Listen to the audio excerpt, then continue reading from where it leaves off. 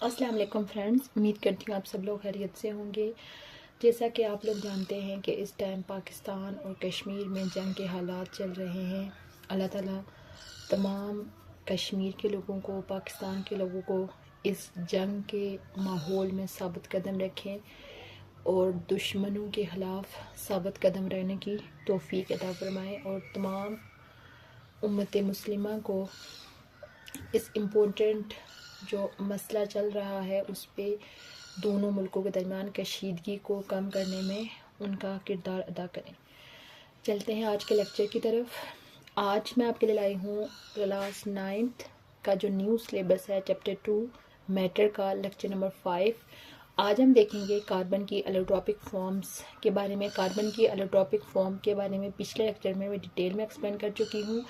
आज हम जो कार्बन की जो 3 एलोट्रॉपिक फॉर्म्स हैं उनका हम कंपैरिजन देखेंगे।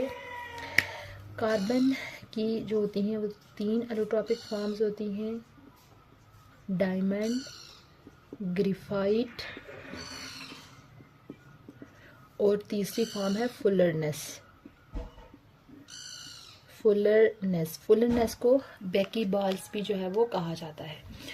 जैसे कि पिछले लेक्चर में हमने एलोट्रॉप्स के बारे में जनरल डिस्कस किया था कि जब कोई भी जो सॉलिड चीज़ होती है वो एक ही फिज़िकल स्टेट के अंदर रहते हुए जो है वो डिफरेंट क्रिस्टलाइन फॉर्म्स के अंदर अपने आप को अरेंज कर ले due to the arrangement of their internal atoms, तो वो जो डिफरेंट अरेंजमेंट होती हैं किसी एलिमेंट्स की वो कहलाती हैं उसकी एलोट्रॉपिक फॉर्म्स। और ओवरऑल इस फिनोमेना को बोलते हैं एलोट्रॉपी। तो ये जो कार्बन एलिमेंट है जिसका एटॉमिक नंबर जो होता है वो होता है 6, ये ओवरऑल 3 एलोट्रॉपिक फॉर्म में एग्जिस्ट करता है, डायमंड के अंदर, ग्रेफाइट के अंदर और फुलरनेस के अंदर। तो अब इसमें अगर हम देखें तो ये जो डायमंड है, डायमंड के अंदर जो है वो हमारे पास इसका जो जनरल स्ट्रक्चर मैं डिस्कस कर लेती हूँ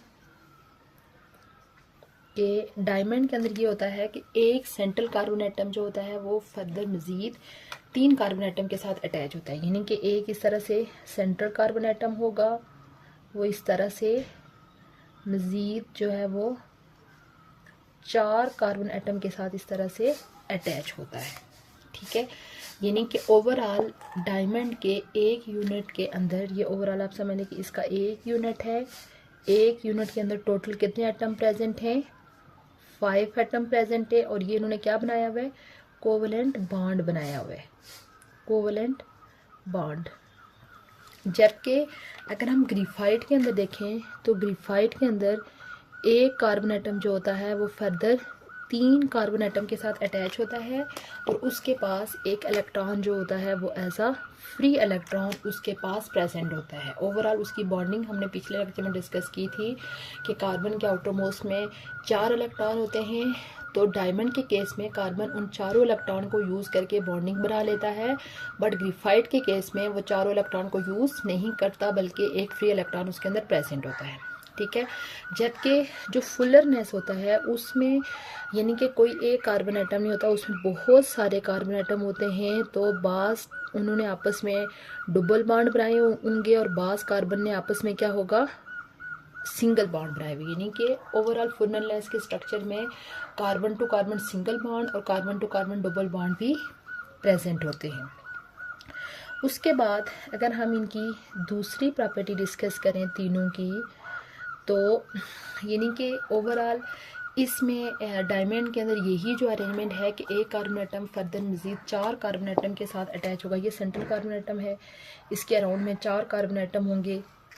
इस तरह से ये यहाँ पे पूरी अरेंजमेंट इसके अंदर होगी। तो रेगुलर टेट्राहेड्रॉन्स जो है वो इसके अंदर बने हुए होंगे, रेगुलर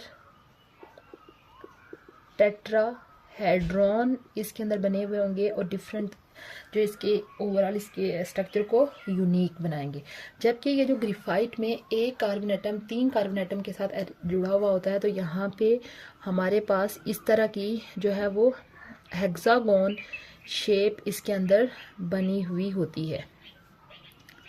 यहाँ पे इस तरह से कार्बन एटम बने हुए, तो हेक्सागोन शेप जो है वो इसके अंदर बनती है। जबकि जो फुलरनेस जो होता है, यानी कि ये जो कार्बन की जो अरेंजमेंट होती है, इसको बाल शेप स्ट्रक्चर देती है।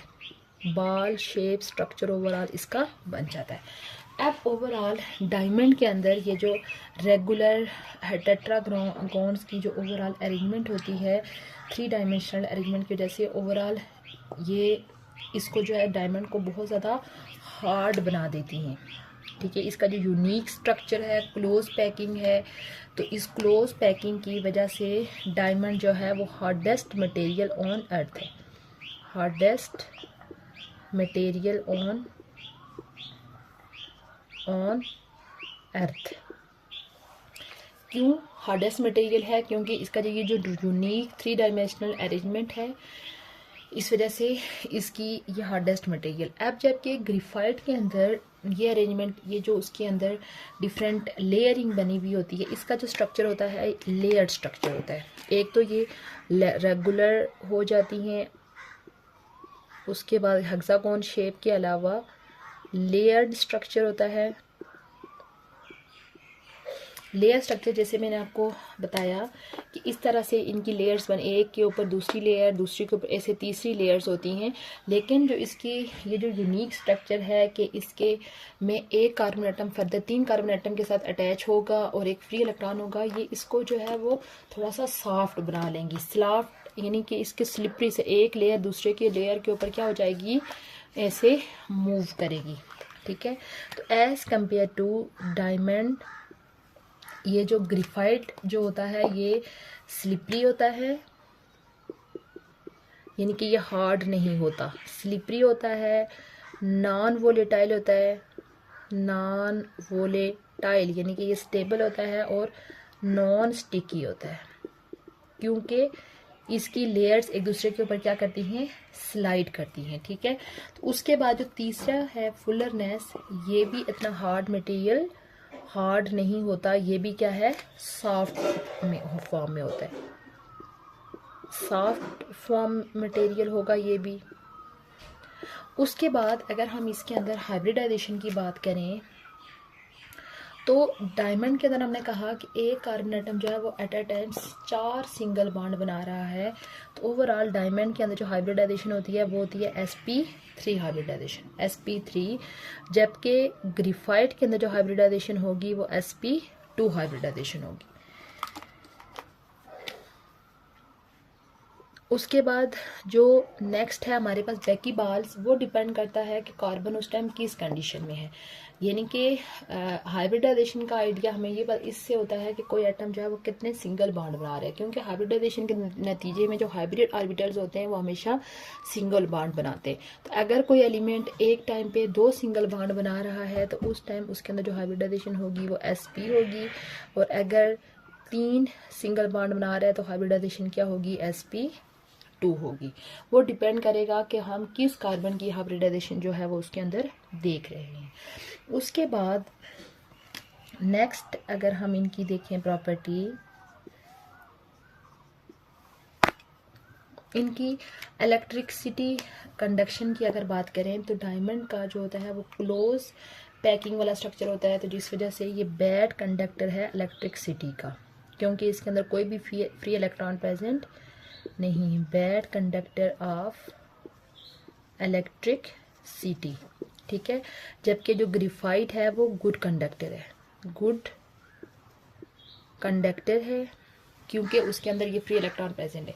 इसी तरह ये भी जो है वो एज अ कंडक्टर काम कर सकता है फुलरनेस, क्योंकि इसका स्ट्रक्चर जो होता है वो हालो सा स्ट्रक्चर बनता है, यानी कि ये भी गुड कंडक्टर के अंदर इसको कंसीडर किया जाता है।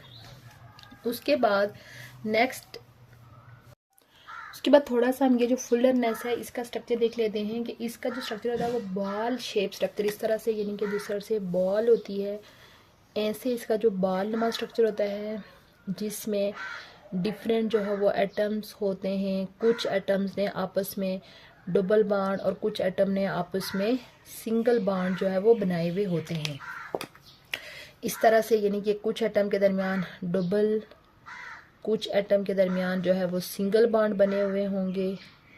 इस तरह का इसका स्ट्रक्चर होता है।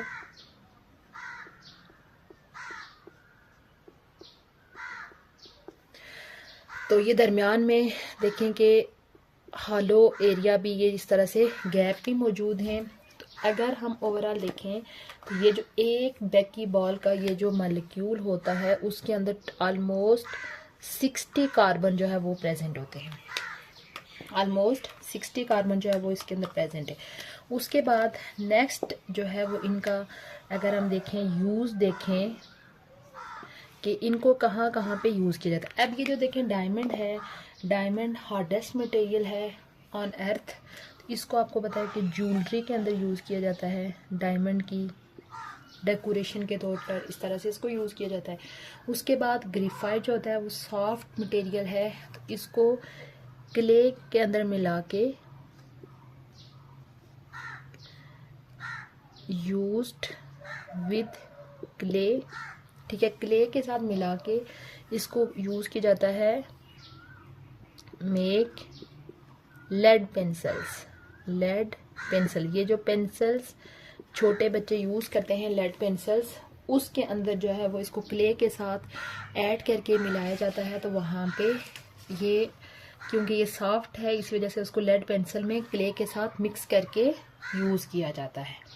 उसके बाद अगर हम ये जो फुलरनेस है इसका यूज़ देखें तो फुलरनेस जैसे हमने कहा कि ये गुड कंडक्टर है इलेक्ट्रिसिटी का, इस वजह से ये फोटो वोल्टिक फिल्म्स के अंदर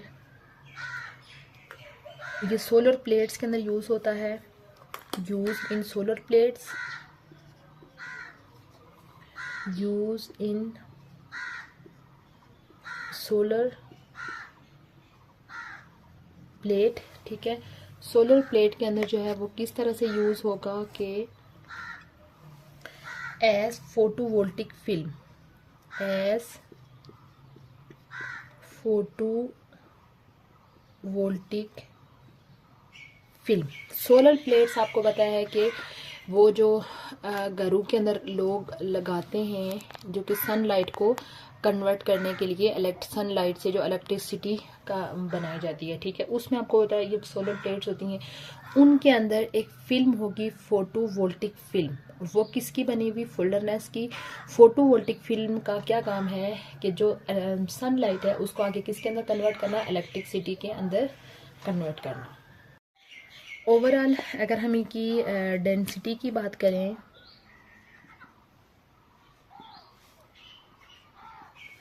तो इसका जो है हार्डेस्ट मटेरियल है, क्लोज पैकिंग है, ठीक है। तो जितनी क्लोज पैकिंग होगी तो उसका जो वॉल्यूम होगा लेस होगा, इस वजह से इसकी जो डेंसिटी होती है हाई डेंसिटी होती है। अब इसका स्ट्रक्चर जो होता है इतना उस तरह से जो है क्लोज पैकिंग नहीं होती, लेयर्ड स्ट्रक्चर होता है, वो एक दूसरे से स्लिप कर जाते हैं। इसका volume as compare to diamond थोड़ा सा हाई होता है, इस वजह से जो है वो इसकी लो डेंसिटी है एज़ कम्पेयर टू डायमंड। और इसी तरह इसमें भी आप देखें कि इसके स्ट्रक्चर में हालो स्पेस क्रिएट हुई होती हैं, वॉल्यूम हाई हो जाता है as compare to diamond and graphite. इस वजह से इसकी जो डेंसिटी है वो भी क्या होती है? लो डेंसिटी होती है as compare to diamond and graphite. ये था आज का लेक्चर। इस लेक्चर का सम अप कर लेते हैं। आज हमने कंपेयर किया कार्बन के एलोट्रॉपिक फॉर्म्स का। कार्बन की 3 एलोट्रॉपिक फॉर्म्स होती हैं, डायमंड, ग्रेफाइट, फुलरनेस। फुलरनेस का दूसरा नाम बकी बाल्स भी इसको बोलते हैं, बकी बाल्स। इसके अंदर जो डायमंड है उसके अंदर जो सेंट्रल कार्बन एटम होता है वो फर्दर 4 कार्बन एटम्स के साथ अटैच होता है। ग्रेफाइट में सेंट्रल कार्बन एटम जो है वो फर्दर 3 कार्बन एटम के साथ अटैच होता है, जबकि फुलरनेस में carbon to carbon single bond और carbon to carbon double bond बने हुए होते हैं। इसी तरह ये जो इनकी अरेंजमेंट होती है, डायमंड के अंदर रेगुलर टेट्राहेड्रॉन का स्ट्रक्चर बना हुआ होता है, जबकि ग्रेफाइट में रेगुलर हेक्सागोन का स्ट्रक्चर बना होता है, जबकि फुलरनेस में बाल शेप स्ट्रक्चर बनता है। डायमंड हार्डेस्ट मटेरियल है अर्थ के ऊपर, जबकि ग्रेफाइट जो होता है अपने लेयर स्ट्रक्चर होने की वजह से स्लिपरी, नॉन वोलेटाइल और नॉन स्टिकी होता है, और ये फुलरनेस भी सॉफ्ट मटेरियल है। उसके बाद हाइब्रिडाइजेशन देखें तो डायमंड में sp3 हाइब्रिडाइजेशन, ग्रेफाइट में sp2, और जबकि फुलरनेस में sp और sp2 दोनों हो सकती हैं। उसके बाद डायमंड अपनी क्लोज पैकिंग की वजह से बैड कंडक्टर होता है इलेक्ट्रिसिटी का, जबकि ग्रेफाइट भी गुड कंडक्टर है और फुलरनेस भी गुड कंडक्टर है। डायमंड को ज्वेलरी के अंदर यूज़ किया जाता है, डेकोरेशन के लिए यूज़ किया जाता है, जबकि ग्रेफाइट को क्ले के साथ मिक्स करके लेड पेंसिल्स के अंदर यूज़ किया जाता है, और जबकि फुलरनेस को सोलर प्लेट्स के अंदर फोटोवोल्टिक फिल्म के तौर पर यूज़ किया जाता है। उसके बाद इनकी डेंसिटी अगर हम देखें तो डायमंड की हाई डेंसिटी होती है, ग्रेफाइट की लो होती है, और फुलरनेस की भी लो डेंसिटी होती है। ये था हमारा आज का लेक्चर। उम्मीद करती हूँ आपको आज का लेक्चर अच्छा लगा होगा। इंशाल्लाह बहुत जल्द मैं न्यू टॉपिक के साथ हाजिर होंगी। तब तक के लिए अल्लाह हाफिज़।